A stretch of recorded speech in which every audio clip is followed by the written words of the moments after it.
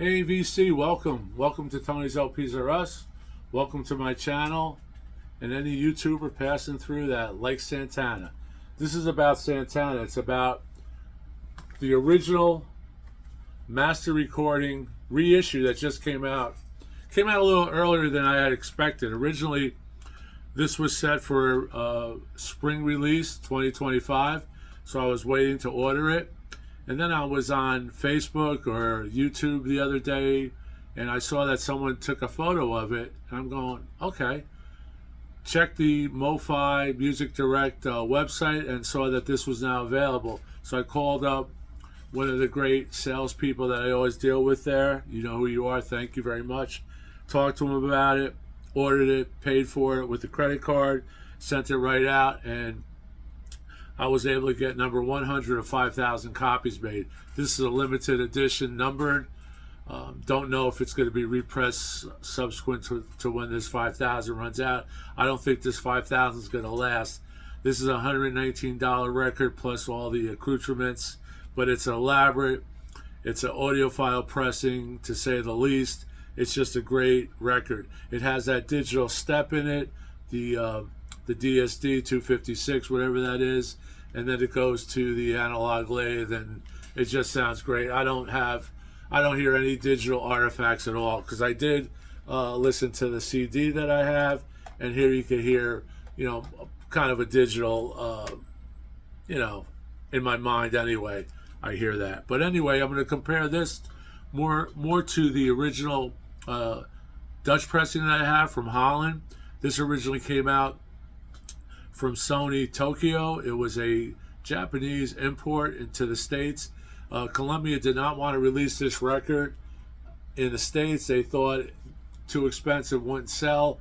It became one of the biggest imports at that time. And because of this record, Sony of USA, Columbia rather, decided to release the live record Moonflower, which has, I believe, some studio tracks and live tracks, but nothing as cohesive, nothing as intense, doesn't hold a candle to this. But then again, it's a different band. This is called the New Santana Band. Here's the back. It's a trifold. I'm going to go over the packaging. I'm going to show you my original, and I'm going to show you the packaging on both. So here we basically check off some major boxes here. Religiously, as you could see. Okay, and here's a nice shot of the stadium in Osaka, the arena rather. And we have the back here, which is very nice. Here you see a kind of a paper loss. I had that on my original. I thought, however they photographed this to do the new, jackets, they actually did that. But a great viewer that watched my unboxing of this record, said that was intentional. It was supposed to be like a beam of light, or a mystical beam of light. Santana was into this whole mystic or religious phase at this point. Right before this live concert was recorded. This was recorded in July of 1973, July 3rd and July 4th, over the course of 2 days in Osaka. And they had just finished recording Welcome right before that, and then they flew to Japan. And I'm going to show you the itinerary. This actually includes the itinerary when they land in Japan, when they go to the stadium, probably when they eat, and everything else, because the Japanese an itinerary is a very noble and humble part of being a Japanese person. Don't know if it's true today, but back then I think everything was meticulously planned. I once had a videotaping business where we did weddings, bar mitzvahs, parties, and things like that. And we were contracted by a beautiful Japanese couple. I forget their names now. I think his name was Hidaki. But anyway, they lived in Manhattan, and their wedding was on Windows on the World. So I was actually privileged enough to film inside Windows on the World, which was the World Trade Tower. And I remember the itinerary that they gave us was unlike any other, notes I got from a bride and groom that were American. This Japanese couple had a itinerary that was probably 5 or 6 pages that we had to follow in order to videotape the proceedings as it was happening. So we got this great itinerary, and that's stuck in my mind. So when I see this, I remember back then. But I'm going to talk about the sound, but I'm going to talk about a kind of a Easter egg or omission on MOFI's part that I discovered here, because this record was only available on vinyl a short period of time. Then it went out of print. MOFI got the contract to be able to press it somehow. I don't think there were other vinyl pressings. There is a music on vinyl pressing that came out in November, which is on yellow translucent, and I'm going to talk about that briefly. I haven't heard it, but I did see some of the packaging online, so I could talk about that. So we're going to go over the sound, and then I'm going to tell you what I discovered while listening to this, because when I listened to it, I listened to the new album, MOFI, then I listened to first album from here. This is the original. You can see I thought that was Paper Loss. Same inner trifold, flimsy paper, flimsy cardboard that you would expect from an import at that time. I'll go over the packaging, but I'm going to talk about something that it's either I think it's an omission. I don't think it's an Easter egg, although I'm calling it an Easter egg, but it's definitely an omission on MOFI's part, and someone kind of dropped the ball in a way, if you don't want to use those terms.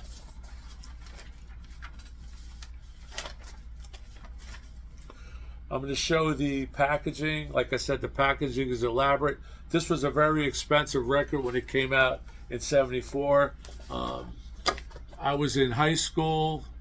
I was in high school, and I could not afford. I didn't want to spend the $40 or $50 that it cost on an import, which is equivalent to maybe what, $300, $400 today. I'm not sure. I didn't do an inflation check, but anyway, I was able to get a copy from one of our distributors that had an open copy, a used copy, and through my record store that I worked, I was able to get it for probably a third of the price or a fourth of the price. So I was very happy to get it. It's one of my favorite live albums of all time. I was very excited when I read that this was going to be released in the spring, and then, like I said earlier, I found out that it was released earlier, so I jumped on it. These are not in the original. These are not pictures of the individual band. Here you can hold up. I'll see who that is. Tampali, Tom Coster, keyboards. Here you have a complete band overview with the tracks, and this is not in the original, which I'll show. Here is Leon Thomas, who does vocals. There's not much vocals on this record. It's mostly an instrumental jam. It is a freight train running through this arena and running through your house. This audiophile pressing, I consider the original audiophile pressing as well, but the new audiophile pressing takes it a little bit a higher step, but they're both fantastic.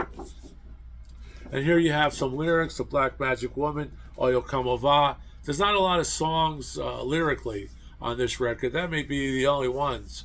I'm not really sure. There's Chants and Spanish Chants. This is Santana at his finest. His soaring guitar, improv, probably switched up guitars, which I don't know. I can't tell from listening to it. Whatever he was running through his pedals was just amazing. Here's Carlos there, channeling Coltrane and Miles, and who knows, right? Armando Peraza and Doug Rauch, who does percussion. Here you have the great drummer Michael Shreve, who was part of the older Santana band at one time. So you get these in the new MOFI. So MOFI, gave you some extras. I would have liked to see an essay from MOFI on what was new, what was brought to the MOFI original master recording, a little essay on on the record. But now maybe if you want to read about something, you go online, you'll find things. I found out some interesting things about this record when I did my research. Here's one of the elaborate inserts. This insert is similar to what is in the original, but it's a little different. It's also on heavy stock paper. As you can see, it has heavy religious overtones. I want to be careful here. Here's the flip.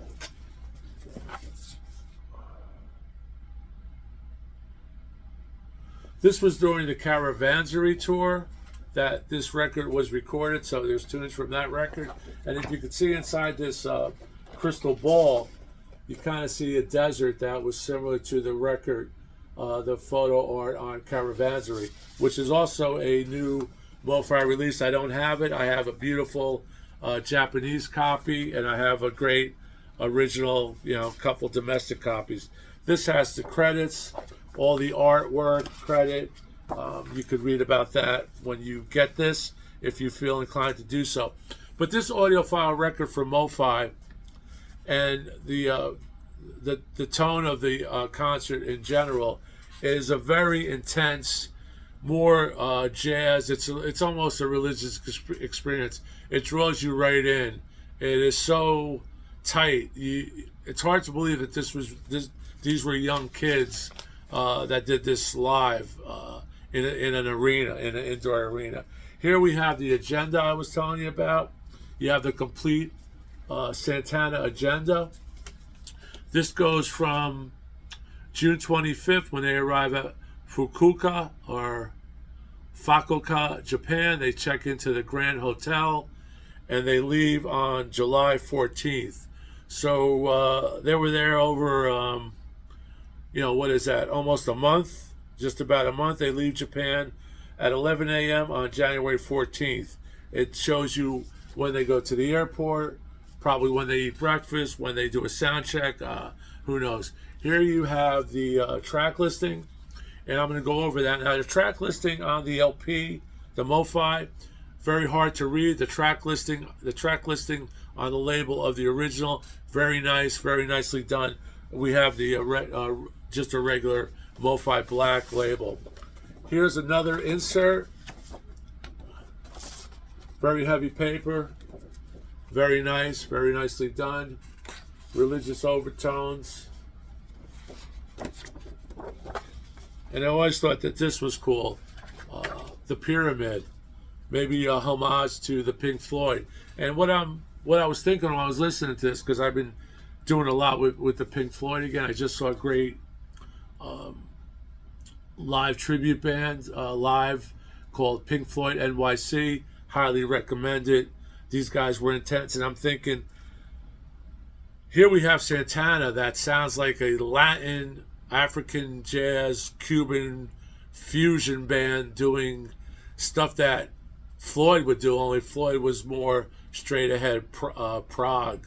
But this Santana band reminded me of a very tight Pink Floyd outfit. And of course, this was the new Santana band.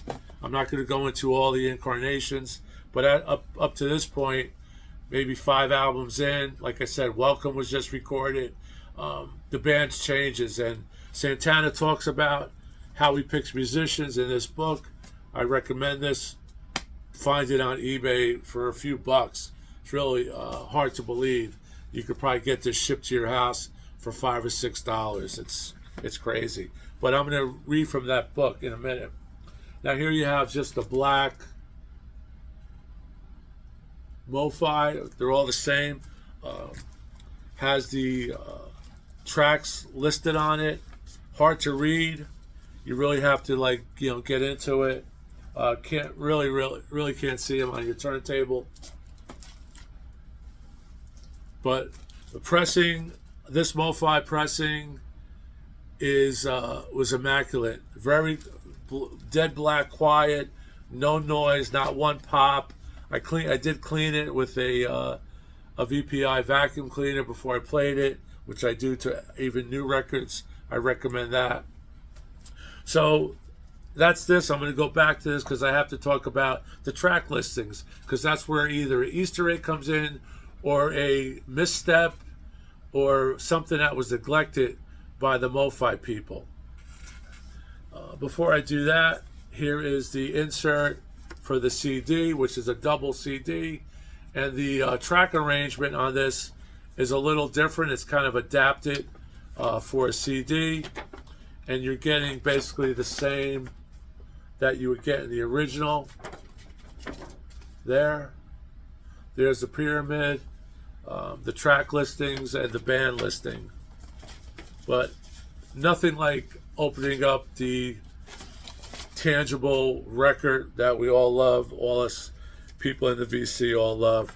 The CD's colors mirror the labels on the import, the Dutch import. You can see that there. That's pink. The other one's blue. It's a 2 CD set. This was also available on a double cassette, and I believe there may have been an extended version of this, which maybe gets into this Easter egg and tangled web that I'm trying to articulate to you what I did find. I'm just going to show you real quickly the original. There you have that. It has the import sticker on the front. This is a Dutch pressing, same trifold.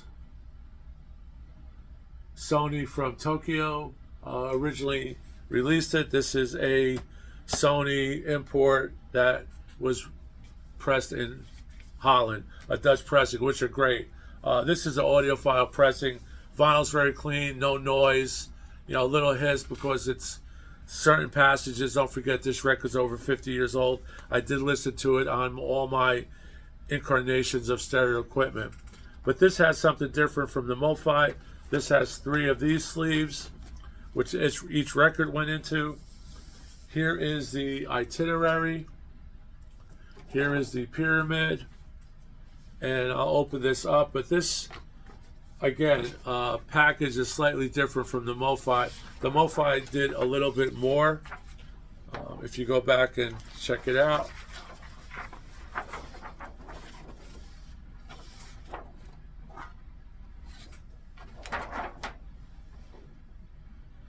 So again, I'm not certain. I missed an insert because I bought this used, and maybe the Japanese copy of this, the original, has that extra insert that the MOFI has. This has the track listing on it, which I'm going to go over because that's where the kind of discrepancy lies. Here are the labels, the originals. Really beautiful labels. You can't beat that. I'm sure this is the original. This is from CBS Sony, Tokyo, Japan. Holland press. Pink. Nice blue. Mirrors the CDs I just showed. Here is record 1 and side A, like a gray. Side B, yellow, record 1.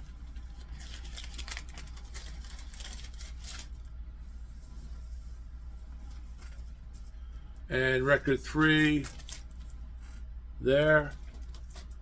And the MOFI master recording comes with the MOFI sleeves, which is a nice touch.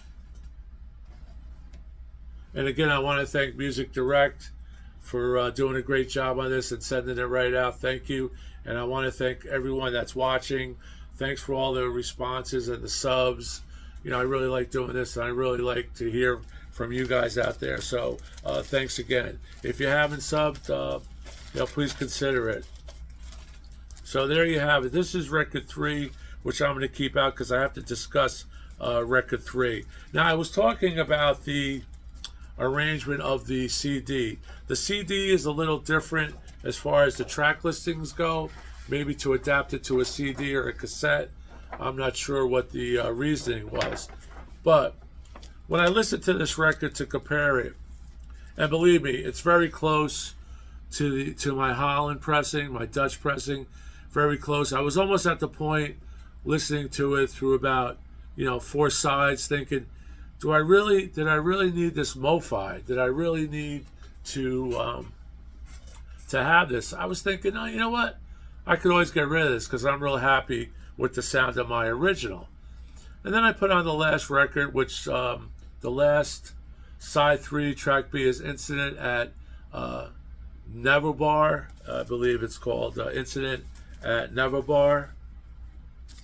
And it ended with, it ended clapping and it faded out my original.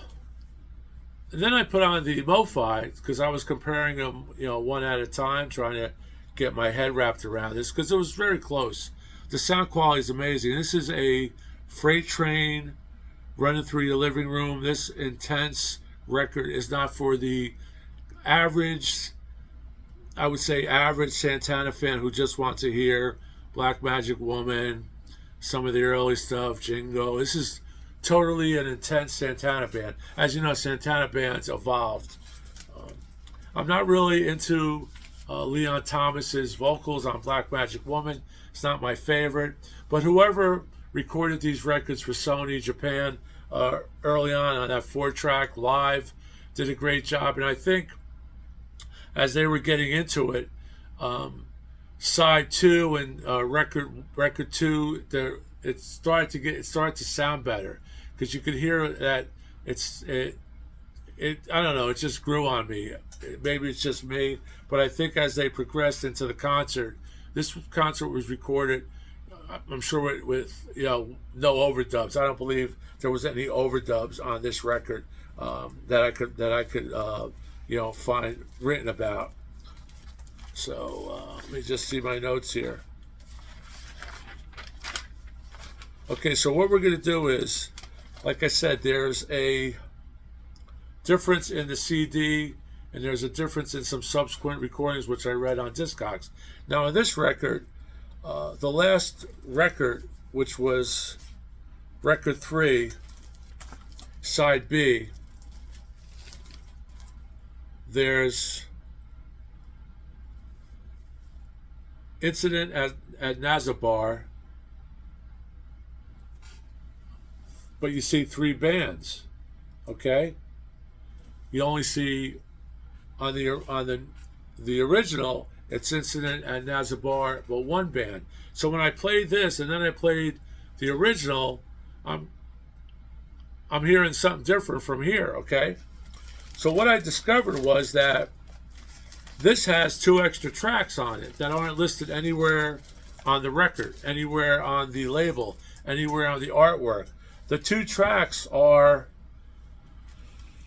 let me see here, Incident at Neverbar, track 1, band 1. Band 2 is Savoir, all right?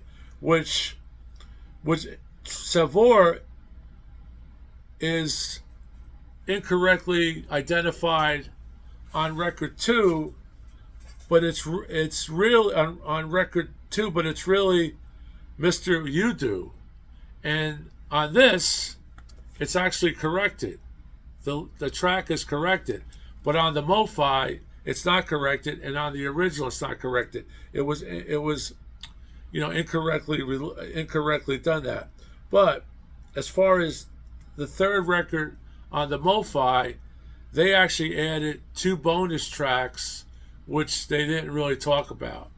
So you have a great ending on this record, which is better than the original. After Incident at Neverbar, you have Savoir, which is sonic, and then you have a great bongo solo. So there you have it, right? A lot of indiscrepancies. Maybe it's an Easter egg. Maybe it's, usually you would put in on the label, MOFI would have put, includes 2 bonus tracks, because these bonus tracks were included in this CD and on subsequent cassettes, but it's not included in the original but it's included on here, but it's not listed anywhere. The track listing on the record says Incident at Nazarbar, but in essence, the record has 3 bands, 3 tracks on the last side, record 3, side B. And I think it's a better closing because you get that great bongo closing, which is intense. Sounds like he's in your house. As far as the record goes, both sound great. The MOFI sounds great, but now that the MOFI has these hidden bonus tracks, who knows if this is going to be a collector's item now, because hopefully in subsequent pressings of this, when it is pressed again, MOFI is going to complete the artwork, because on the artwork, I'll show you the tracks. On the artwork, we don't have, you just have Incident at Nazarbar, which is the same as the original Holland pressing and Japanese pressing. So, just to reiterate, there's one mistake where Savor, that's listed on the record, is really Mr. Yudu. They did not correct that. That is corrected on subsequent digital copies. And everything else is the same. Every other record, the bands are all the same. The tracks are all the same. But on the third record, side B, there's a major, is it an Easter egg? Is it are they bonus tracks? Or is it a discrepancy? Now, as far as the packaging go, this packaging is elaborate. So I really love it. And MOFI took extra pain to get it on a really nice paper. And they included those, portraits of each member of the group and things like that. So that is not in the that is not in the original. Okay, I'm just going to read something here because here's the Bob Dylan connection. This is from this is cool because I remember reading this before and I went back to it. This is from Santana's book, his auto. Here's another special moment from '75. The same day I got to meet Bob Dylan for the first time. I got to jam with the Rolling Stones, too. I was staying at the Plaza Hotel across from Central Park, and so was Bob. I knew his music from the 60s, of course, but in the years since then, I'd really begun to treasure his genius. I remember once sitting down with Desolation Row, listening to the words and breaking it down for myself. Einstein, disguised as Robin Hood, with his memories in a trunk, passed this way an hour ago with his friend, a jealous monk. Was that Thelonious Monk? I mean, this guy is like Charlie Parker or John Coltrane, the way his imagination flows. Absolutely astonishing. We were introduced and we were hanging out in a suite at the Plaza, which I believe was owned by Conrad Hilton at the time, just getting to know each other when I got a call from the people at CBS Japan that they were here.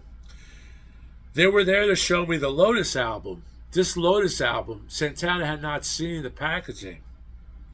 And I asked Bob if he wanted to see it. So the record people came up and started to take the album apart, spreading the artwork out on the floor, unfolding the pages in the inserts in the book. And it was just an incredible package.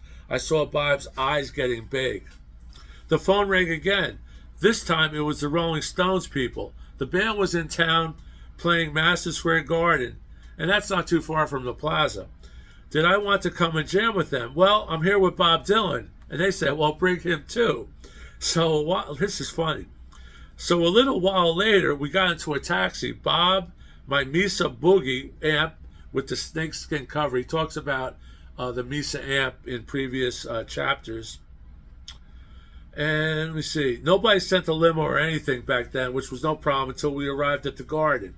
They had a cab. They took a cab. We told security.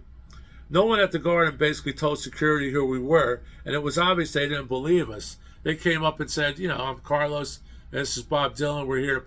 They didn't go for that, right?